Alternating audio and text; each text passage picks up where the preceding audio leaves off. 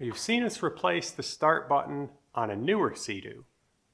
But if you got an older Seadoo, and you need a start button, it's a different process. But it's actually a little bit easier. Let's just show you what you need to do. Essentially what you need is the new start button, which will be linked in the description, as well as a very, very small flat screwdriver. Basically, we're going to get in here and just reach in with our flat screwdriver and kind of dig this old button out. Gross.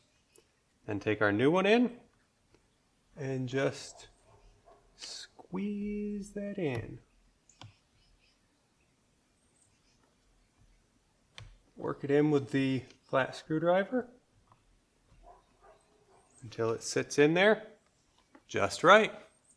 And there you have it. That's all there is to it. You can have that done in less than a minute. So go ahead and grab yourself some of those buttons for all your old Seadoos. Thanks for watching.